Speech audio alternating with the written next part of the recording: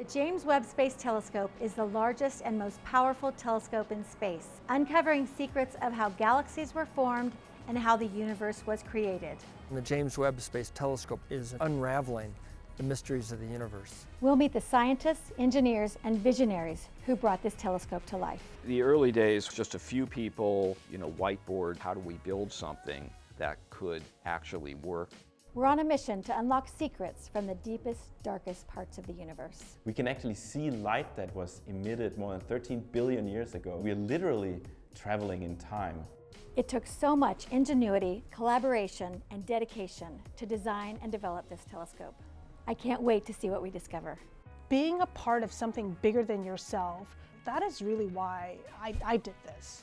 It's time to go behind the wings. This is going to be cool. I'm Myrna James. I'm a science journalist specializing in all things technology. Here at Wings Over the Rockies Air and Space Museum, we transport the magic of space to you right here on Earth.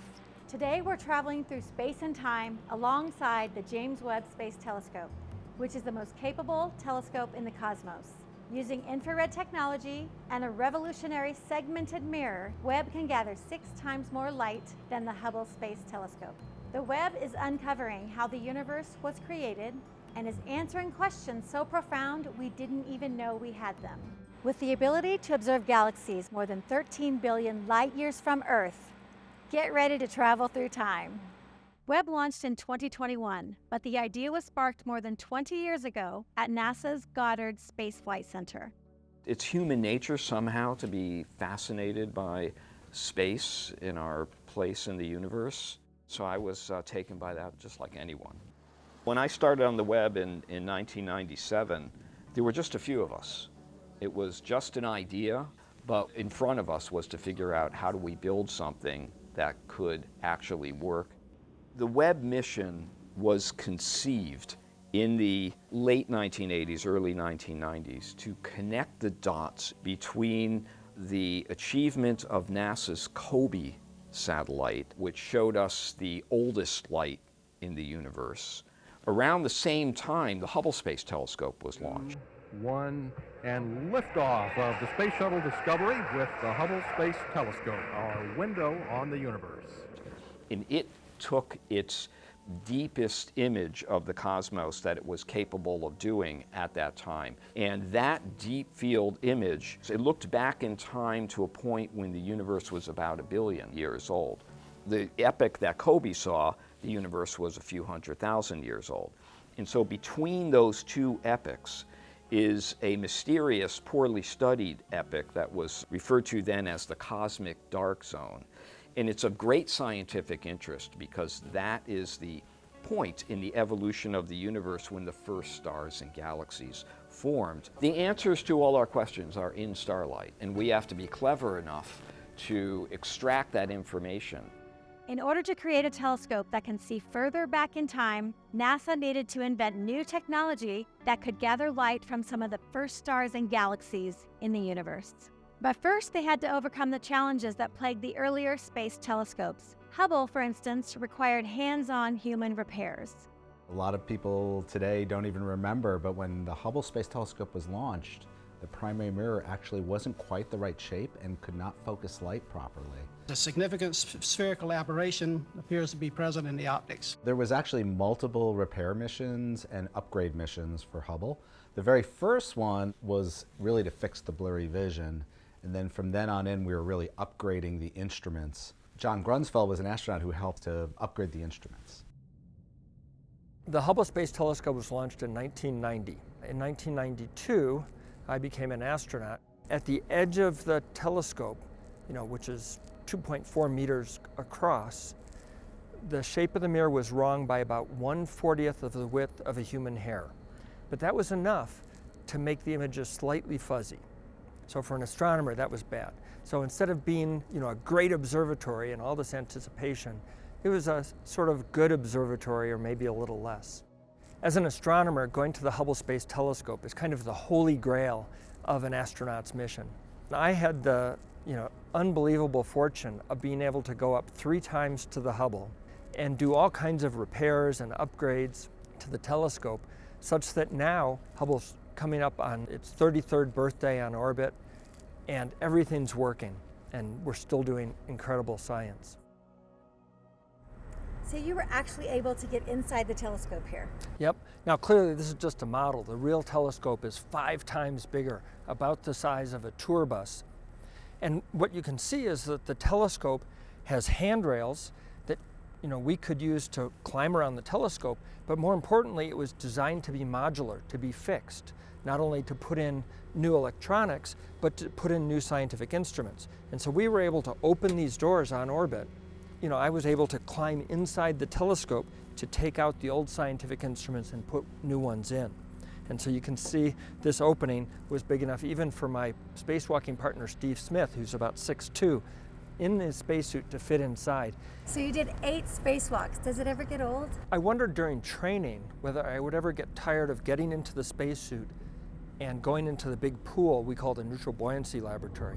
I've spent hundreds and hundreds of dives in the spacesuit practicing, and even that's not old. 8 spacewalks, everyone is just spectacular and magical. I was on the end of the robotic arm, moving back towards the Hubble Space Telescope, when all of a sudden I thought, is this real? I just can't believe that I'm here out in a vacuum in my spacesuit with the Hubble Space Telescope orbiting the Earth, going 17,500 miles an hour.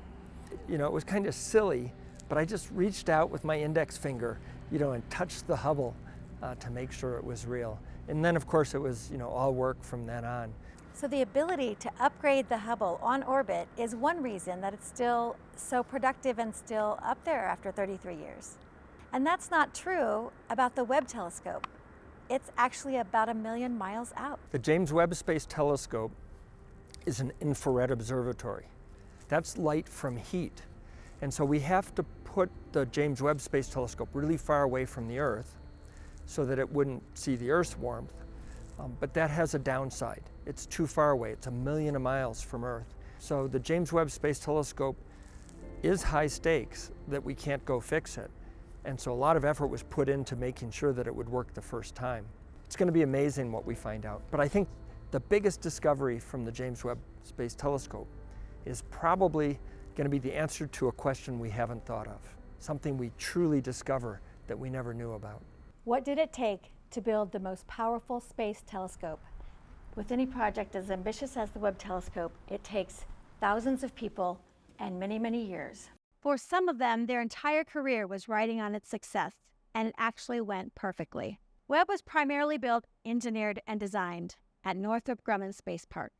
The components were manufactured in laboratories across the globe, then were sent back to the Space Park campus for assembly. The telescope itself and all the components came from different places across the US and across the globe. And over behind me, that's where we did all of the engineering work to come up with the design, to come up with the ideas of how we were going to put it together, etc. So Charlie, why are telescopes so important? What made Galileo think he needed to make a telescope is to go see the things that we can't see with our naked eye. So we call it a telescope, but it's so much more than that. There are unbelievable quantities of materials that went into that telescope from all around the world. Exotic materials that are really lightweight, some that are very hard, very stiff, all kinds of different materials that engineers used to put together the telescope. And it took millions of hours to design it, build it, test it, and get it ready for launch. I spent about 20 plus years as an engineer working on the telescope. Now it's time for the scientists to use it for 20 plus years, to make new discoveries, to find out things we don't know yet. Normally in a project, if you count up the number of miracles that have to occur, if you get above 1, you're in big trouble. On the Webb, we had 10 technologies that we had to invent just to make our concept doable. We realized that we had 2 enormous problems that almost stopped the project dead in its tracks. This big mirror was bigger in diameter than the biggest rocket. That was problem number 1. This mirror was so big, it couldn't even be launched in a rocket. It has to unfold and deploy in space. That's right. So Webb's mirrors are huge. They're 6.5 meters. And so the fairing that we can launch from are about 5 meters. So they're, just a little over a meter too big. So what we had to do is fold back 2 sections, one side on the left side, one side on the right side of the mirror, so that they can fit into the launch vehicle kind of standing straight up and down. Problem number 2 is that to build an infrared telescope, the telescope has to be very, very cold, because everything above absolute zero emits infrared light. If we didn't make the JWST cold, it would be blinded by its own infrared emission. How cold do we have to make it? Really, really cold, almost minus 400 Fahrenheit. The JW sunshield has an SPF of more than 1 million. If you had it on the beach, you would be very well protected, and it enables the Webb to achieve this low temperature. Most telescopes have a sunshield of sorts. What you're probably more familiar with are barrels around a telescope that eliminates light from entering the telescope that's not exactly on axis. That's what the sunshield on Webb was trying to do. And so the way that it works was, if this light over there is the sun, and I want to look at the dark of space, the sunshield was always shielding the light from the telescope, so my eyes in this case, so that I never see the sun and I can look the other direction into the darkness to look at the first stars and galaxies. From its sunshield, which is the size of a tennis court, to the primary mirror, which is 21 feet in diameter, the Webb telescope is an engineering marvel. Engineering is an empirical science. You have to build prototypes, test them, see what went wrong, build more prototypes, and so forth. And on the Webb, we were able to do all of that. One of the things that makes our work difficult is that we have to work in these very, very clean environments, wearing special garments. And this is one of those clean rooms. This is really one of the largest rooms like this in the world. You can see the people are wearing these white suits called bunny suits, and that's because the dirtiest thing in these rooms is the people. The number of people that can be in the room at any one time is limited. It's cleaner than a medical operating room. This whole brown wall is a giant HEPA filter. So the air is constantly flowing horizontally in this room through that filter. The goal is to remove every single particle in the air that can get into the hardware. The James Webb Space Telescope is not like the Hubble, which could be repaired in orbit, because it's 1 million miles out. When the scientists launched Webb, they had one shot to get it right. So they implemented, of course, extensive testing before it ever left the ground. The testing is as important as the flight, and so it becomes a constraint on the design. Every element of design we have to include how will we test that? What hardware do we need to test it? We call it ground support equipment, or GSE. So this is one of the payload areas at Goddard where we're testing spaceflight hardware. And much of the testing we do is done in space simulation chambers that simulate the vacuum and temperature of space. And so these large objects are space simulation chambers where spaceflight hardware is being tested, as we speak. These are giant vacuum chambers that simulate the vacuum and temperature and overall environmental conditions of space. The Webb science instruments were tested here for many, many months to ensure that they would work properly in the Webb mission. And so to do testing, we have to simulate the environment as best we can here on the Earth. In addition to making sure that the hardware will work in space, we have to make sure that it can survive the rocket flight into space. So we typically have to simulate that as well. And these big steel doors are labs that contain giant vibration tables, where we will put the payload on the vibration table and shake it to simulate the rocket flight to space. And we were able to do all of the testing that we needed to do to be confident that this enormously complex thing would actually work. Once it was built, the big question was, can it successfully be launched? Okay. Being in the Mission Control Center with 100 other people that had also poured their hearts and souls into this telescope, the launch was nerve-wracking, to say the least. There still were some risks. You know, we had a lot of single-point failures to overcome. It was also very celebratory because we did have a lot of confidence in our partners at Arianespace to get us up into orbit safely. From Jean-Luc Voyer, all systems are go. We're inside a minute now, and the command will be issued to ignite the solid rocket boosters. The James Webb Space Telescope will be on its way. And we have engine start. And liftoff. Décollage, liftoff from a tropical rainforest to the edge of time itself. James Webb begins a voyage back to the birth of the universe. Back in the Mission Ops Center in Baltimore, we were kind of like, okay, get to work. It's now our time. We still had 6 more months of deployments and commissioning to get this thing to do what it's now doing and exceed expectations. The successful launch, that was just the beginning. And now we've turned it over to the science teams to find out what they can with our data. There's no one better to talk to about what goes on with this telescope than Kenny McKenzie. I had an 8th grade social studies teacher. Her name was Krista McAuliffe. She perished in the Challenger disaster and kind of motivated me to enter the space business. I entered in 1984. I've spent a lot of time with a lot of different missions, but beyond all that, this is the most exciting one so far. Basically, we're on the campus of Johns Hopkins University. This is the Muller Building. It's the home of the James Webb Science and Data Processing Center, and now Mission Control for James Webb. During the commissioning and instrument activation phase, both of these 2 rooms are completely full with probably 100 engineers at any one time. So in this room is where the deployment of the mirrors was commanded, really. We conducted all of the deployment activities from solar array deployment, which was the primary and most crucial deployment that we had to do for us to have power. So the solar array has to come out. If you don't have a solar array, your mission is basically done. So that was a very exciting, very positive start to our mission. What was the mood in the room at that time? It was very, very nervous, of course, as you would fully expect. People were on their feet. Everybody had a job, and we all worked very well together, and we were able to deploy it perfectly. And we have a fully deployed JWST observatory.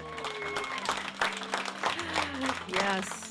After 30 days, we were elated. I mean, we were tired, but we were elated. We had another 5.5 months to go with all the instrument commissioning activities, but we felt comfortable that all the subsystems were working, the communications were good, beyond all reasonable expectations, worked as, as designed. That's incredible. It was very incredible. It's really just the beginning of a whole new era. We're just still a baby. We've been up on orbit for just over 12 months. We continue to explore and develop and uncover amazing items. It's a good time to be part of the Webb program. Okay, this is the real-time screen of what's happening. Yeah, depicted on this screen basically is the view of the observatory as it sits in space. We use the Deep Space Network, which is 3 different complexes located geographically around the world. It gives you a visualization of where this observatory and the telescope are pointing. So scientists from all over the world are so excited about this data. How do they use it? For each program, it looks at a different part of the sky, and the longer you stare, the more light that you're actually going to receive. Some of these observations may be, in the order of 2 or 3 hours, and some are up to 20, 25, 30 hours. So where are we in the process of getting this data? We're at the tip of the iceberg. We were very successful in conserving fuel, so we anticipate having a 20-year fuel budget, which will allow us to do imaging and so forth, as long as the instruments are able to allow us to take data. Over here is actually one of the main places that we align the telescope from. And up here you can see, we call it the commissioning flow. These are all the steps that we did to align the telescope over about a 3-month period. As we went through the entire process, we X'd them all out, And there's one particular step in the middle there where we got the very first images that were focused, and that's why it says champagne, because after all those years, that was the moment we knew we built the right telescope. Wow. So we were the moment to celebrate. The moment to celebrate. When you look at it from the 20,000 foot level, things went amazingly well. Probably better than any of us expected. And the thing that was really special is that when we got to the final performance, it's almost performing twice as well as we expected. So why is this so important to you, Lee? These kinds of missions, these missions that bring back amazing images and help us understand how we got here, they inspire. They inspire young people, and I think that's what it's all about. It shows what human beings are capable of doing when we work together, and maybe that's a lesson that we can apply to other challenges that we have here on Earth. It's so inspiring for science in general. We could be learning new physics, physics that then relates to what's happening here on the Earth. We still have a lot of the universe that we don't understand, from dark energy to dark matter, and the Webb telescope will contribute to that as well. It's been a little over a year, and of course, we've come really far in terms of how well it's performing, getting it operating. But from a science perspective, we're really just getting going. From now on, every field is a deep field, and that's sort of the way it's been. This is going to be a very exciting few years, maybe some of the most exciting few years in the history of understanding our universe. The telescope is built, deployed, and the science is rolling in. The data is epic. So you were the principal investigator for that first batch of images. How were those images received by the public? It was a very interesting process. It took us years to prepare for this. And of course, we had this task of demonstrating to the world that this $10 billion observatory was worth it. Right? That we could produce something that anybody would look at and say, wow, this gotta be making amazing science. And that included producing these beautiful color images. And so, of course, we were worried about that. We were nervous. I mean, can we actually do that?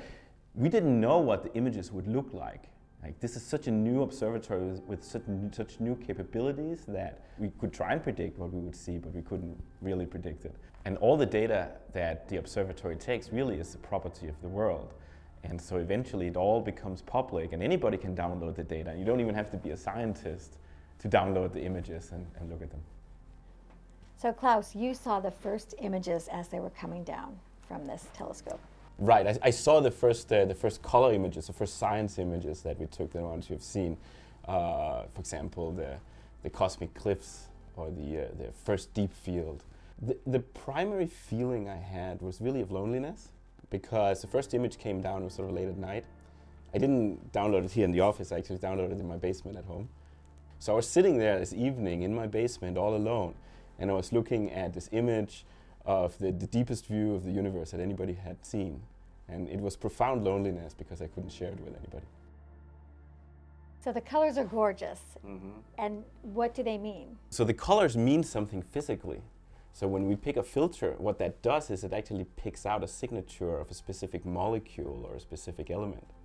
So here I have pulled up an image that uses a filter that sees organic molecules.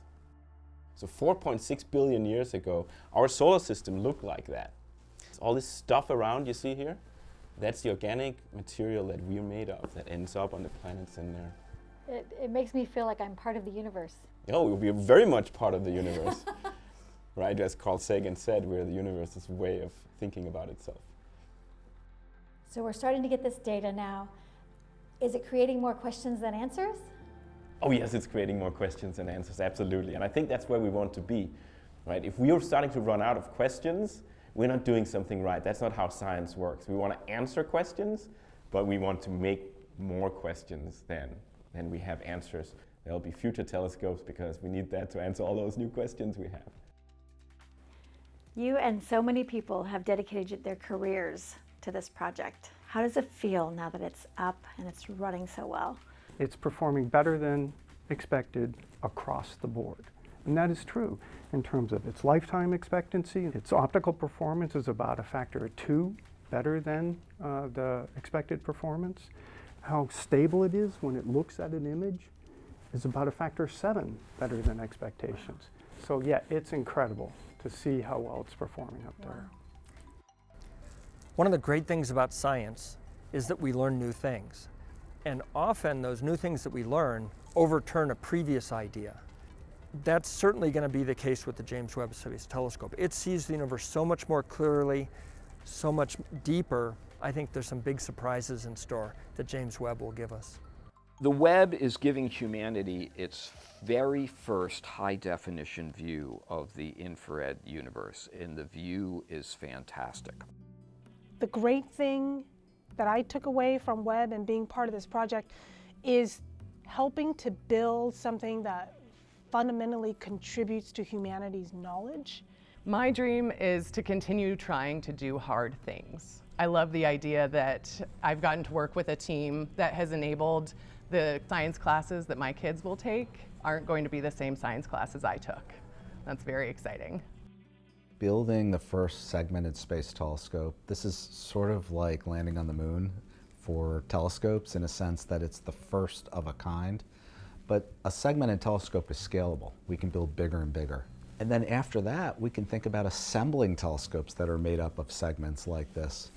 And that's what we're going to need someday if we want to take an image of a planet just like Earth around another star in high definition. The Webb telescope is the first step on that journey.